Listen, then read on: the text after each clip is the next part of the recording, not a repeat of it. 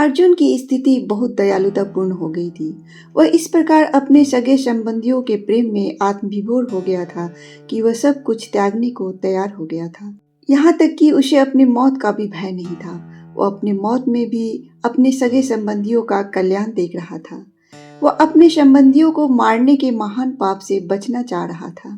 वह अपना सब कुछ त्याग चुका था। उसके मन में न तो राज्य सुख का मोह था, न तो क्षत्रिय धर्म निभाने के प्रति चाह थी।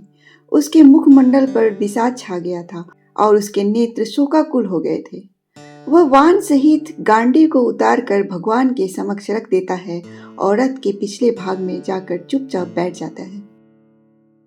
नमस्कार, मैं सरिता प्रसाद आप सभी का अपने चैनल पर स्वागत करती हूँ। तो आइए सुनते हैं अध्याय 1 श्लोक संख्या 46-47 को काव्य के रूप में।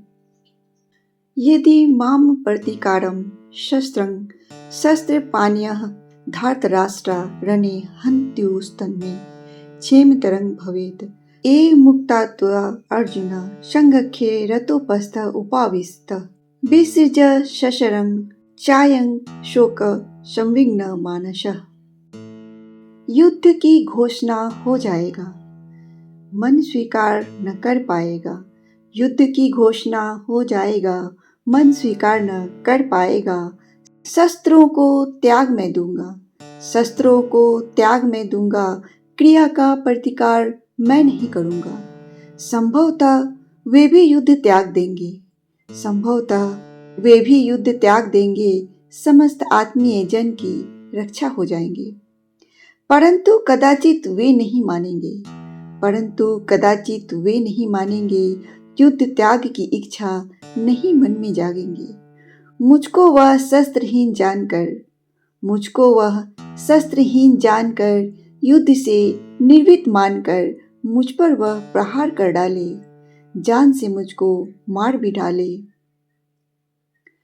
वह मृत्यु मुझे स्वीकार होगी, वह मृत्यु मुझे स्वीकार होगी, मेरे लिए अत्यंत कल्याणकारी होगी। कुलघात रूप भयानक पाप से मैं बच जाऊंगा, कुलघात रूप भयानक पाप से मैं बच जाऊंगा। सगे संबंधियों की रक्षा मैं कर पाऊंगा। कुल रक्षा जनित महान पुण्य कर्म भी होगी, कुल रक्षा जनित महान पुण्य कर्म भी होगी। परम पद की प्राप्ति आसान भी होगी, परम पद की प्राप्ति आसान भी होगी। भगवान श्री कृष्ण से इतनी बात कहने के बाद अर्जुन की स्थिति क्या हो गई है और फिर उसने क्या किया, आइए सुनते हैं।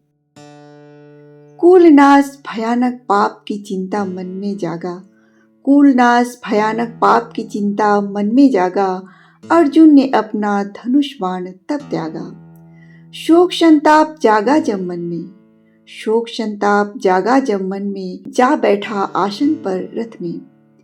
मुखमंडल पर विषाद गहराया, मुखमंडल पर विषाद गहराया। शोकाकुल हो नेत्र भर आया। अति दयालु कोमल हृदय व्यक्ति कुछ पल को भूल गए अपनी शक्ति।